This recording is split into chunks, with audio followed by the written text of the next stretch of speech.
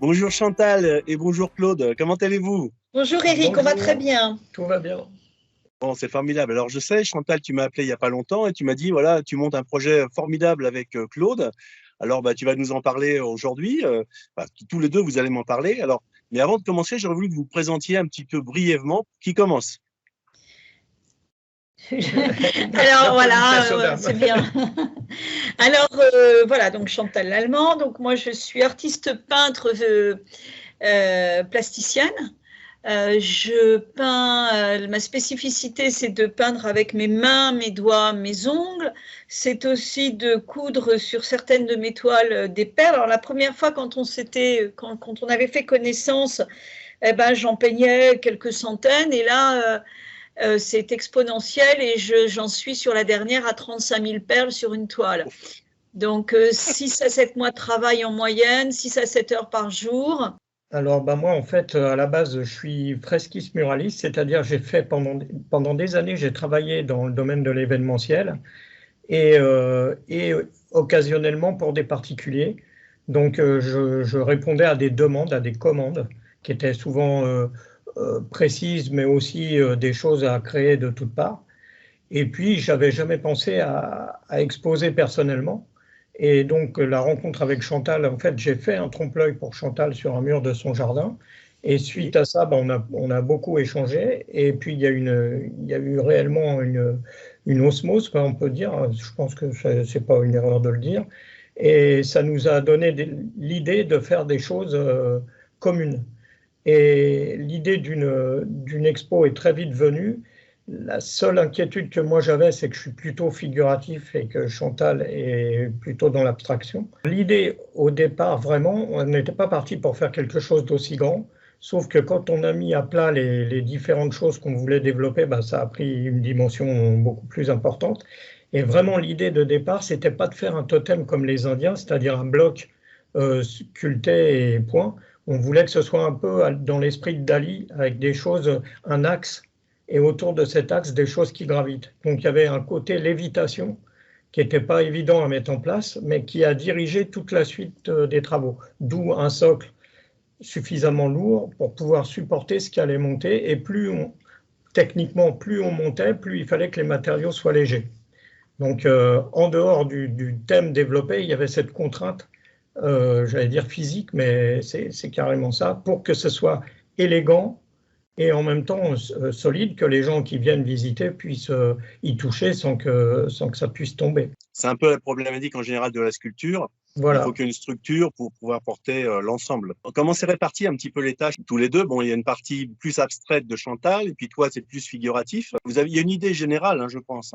Ce thème, avec son thème, le parcours de l'humanité. Claude avait fabriqué dans ses activités passées une tête de Christ.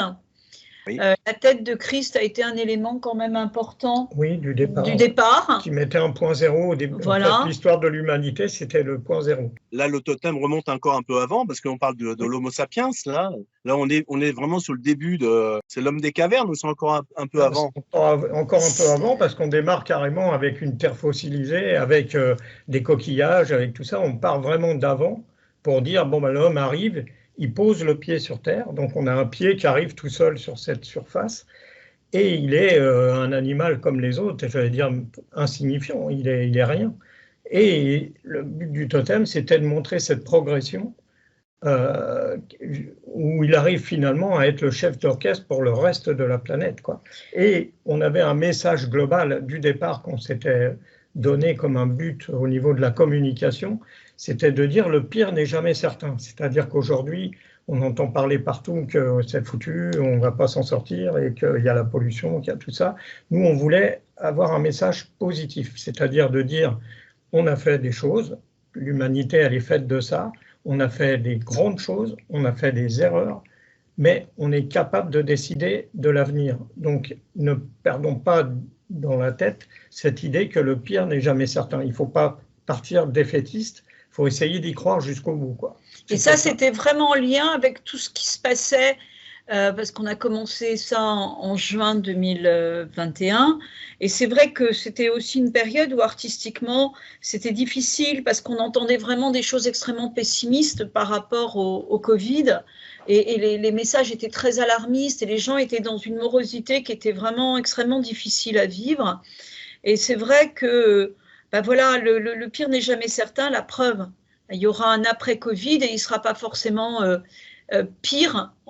Toutes les horreurs qu'on nous annonce ne vont pas forcément arriver. Et pour nos jeunes, c'est important d'ouvrir une porte optimiste. Parce que en fait, cette génération qui arrive là, qui va être les adultes demain, qui va construire le futur, il faut pas leur dire c'est foutu, quoi, parce que sinon ils vont faire quoi? Donc il faut se dire il y a des choses à faire, il y a des choses à ne plus faire. C'est important, mais c'est pas une leçon de morale, c'est pas du tout ça. C'est juste, on est fort de l'expérience passée. Il y a eu des siècles d'expérience passée. On est capable de dire, aujourd'hui, on est capable de dire non à la guerre. On est capable de dire non aux violences faites aux femmes. On est capable de dire plein de choses. Donc, il faut continuer dans cette direction-là et peaufiner non seulement nos raisonnements, mais aussi notre conduite. Mais il n'y a pas de morale là-dedans. C'est juste un constat. Et on voulait exprimer cette chose-là, de dire le pire n'est jamais certain, réellement. Si maintenant on regarde un petit peu ce totem, un petit peu en faisant des flashs, par exemple, si vous aviez à parler d'un endroit particulier du totem et puis nous expliquer un petit peu parce qu'il est en fait il est composé de plusieurs œuvres qui se superposent et qui dialoguent entre elles. Les 21 figures, alors déjà ce qui est important, c'est cette tête de Christ, il n'y a aucune connotation religieuse là-dedans, c'est avant et après Jésus-Christ. Donc 21 siècles, 21 figures. Et après, on a pris 21 figures importantes pour nous. Je pense que le socle, il est essentiel parce que c'est où tout a commencé. Le top est important parce que c'est ce qui va continuer. Et ça continue par une baguette avec un doigt qui montre. Et là, tu peux y voir plein de choses.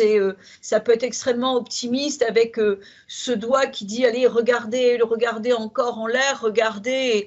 Et il y a plein de choses bien qui vont arriver, mais ça peut être aussi le doigt, tu sais, le doigt qui te dit attention. Moi, j'aime beaucoup dans ce totem l'arbre, parce que l'arbre, il a deux faces.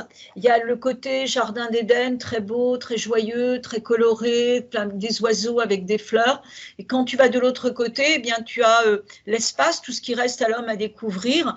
Donc là, cette face, elle est beaucoup plus sombre. Tu as les planètes, elle est plus dans les tons mordorés, dans les marrons. Alors que de l'autre côté, c'est très printanier. Et je trouve que cet arbre est absolument magnifique. Et puis, il y a la courbe des addictions.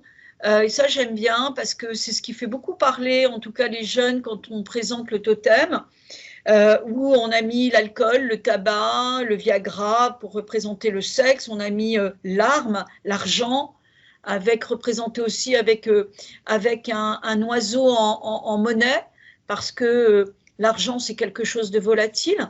Donc, c'est vrai, ce qui est vraiment important, c'est chaque symbole. On peut raconter une histoire pour chaque symbole. Et pour toi, je ne sais pas quels sont les éléments les plus importants. Là, tu as parlé de beaucoup de choses. Donc, moi, la courbe des addictions, c'est vraiment une des parties du totem que j'aime beaucoup parce qu'en fait, tout part de là. C'est-à-dire que l'humain, il a un parcours bien significatif parce qu'il a toujours essayé de supporter la réalité du monde, c'est-à-dire peu importe l'époque, les contraintes ne sont pas les mêmes, mais on essaie toujours de supporter ces contraintes en utilisant des choses à côté pour pouvoir. Et donc l'alcool, le tabac, tout ça bien sûr. Et on a créé, parallèlement au monde réel, à la Terre, à tout ça, on a créé l'économie, qui est un monde, on va dire, virtuel, malgré qu'il gère tout le reste, et que la première des addictions, c'est le pouvoir de l'argent. Pas l'argent dans le sens comme on peut l'entendre, c'est cette obligation d'en posséder pour pouvoir être heureux. On associe le bonheur à l'argent. Et c'est là où il y a un souci. C'est-à-dire que tout le monde n'a plus qu'une option, il n'y en a pas d'autre, c'est gagner de l'argent. Et à partir de là, on s'égare un petit peu parce qu'on oublie l'essentiel.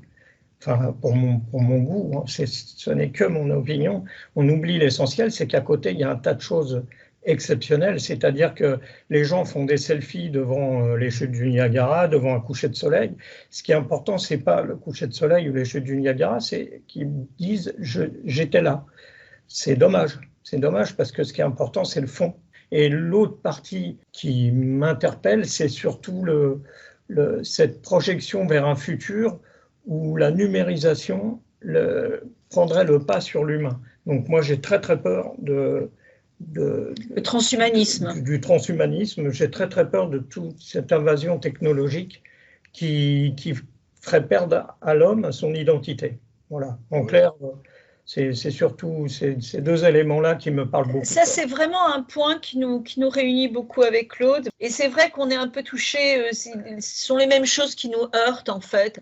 Mais c'est vrai que notre époque, ce côté-là, c'est quelque chose qui nous horripile. La déshumanisation. La déshumanisation, le fait que les gens ne vivent que par leur téléphone, les réseaux, qu'on n'ait plus d'amis, que nos amis soient des amis virtuels. Enfin, cette société-là, elle fait peur. Ce qu'on a trouvé vraiment sympa, c'est de pouvoir discuter avec des gens et de voir à quel point une œuvre conceptuelle comme ce totem pouvait déjà faire parler, pouvait rassembler, et les gens pouvaient se retrouver autour comme un totem chez les Indiens, c'est-à-dire un lieu de rassemblement, un objet de reconnaissance, d'appartenance. Et ça, c'était vachement sympa. Et on a fait venir des écoles, par exemple. On a fermé la galerie une journée entière. Les enfants des classes de Giverny sont venus. Et c'est pareil, c'était vraiment un élément important. Là, on va la voir exposée 3 mois en 2022. Ça va être vraiment quelque chose encore de différent, quoi. Mais c'est vraiment très intéressant. C'est vrai que l'œuvre dont vous me parlez, elle a plein de facettes, et puis elle a surtout du contenu, matière à réfléchir, matière à penser. Et tout le monde va un peu avoir son analyse. Voilà. Et ça, c'est formidable. Il y a vraiment un côté éducatif aussi qui me semble tout à fait évident. Oui, ouverte à la réflexion. En fait, si on arrive à ça, notre pari à nous est gagné parce qu'en aucun cas, on ne voulait donner de leçons. Ce n'était pas le but. On a fait une proposition. Après, chacun peut se l'approprier et en faire ce qu'il veut. Excuse-moi, on a fait nôtre de la phrase de Charles-Élie Couture. L'art est une proposition. On lui a emprunté. On lui a piqué l'idée. Oui, emprunté. Entre artistes, on peut se faire des prêts quand même. Et moi, il y a une chose dans le monde d'aujourd'hui qui me perturbe beaucoup. Moi, je dis, quand on vit dans une ville, la ville est devenue aveugle, c'est-à-dire que chacun va d'un point A à un point B sans s'occuper entre les deux de ce qui se passe et personne ne voit personne. Et c'est terrible parce que humainement, il n'y a pas d'échange. Au lieu d'être à se partager la ville, on se l'approprie et chacun se l'approprie indépendamment des autres. Et donc, ça s'appelle plus vivre en société. C'est là où il y a un souci. Ouais, vivre ensemble. Le vivre ensemble, c'est quand même ce qui fait qu'on est des humains, quoi. Qu'on a une capacité à s'exprimer, à partager, à être fraternel quand il faut. C'est peut-être très utopiste, mais je pense que ça vaut le coup d'être utopiste. C'est vrai qu'on se rend compte à quel point, justement, l'art permet de ramener des gens autour d'un sujet commun. Notre association a bien fonctionné par la différence d'âge. En fait, elle a amené l'énergie de sa jeunesse. C'est ça le secret de tout ça. Voilà, écoutez, ça c'est une belle conclusion en tout cas. Je vous remercie beaucoup de cet entretien. Merci et puis à très bientôt alors à tous les deux.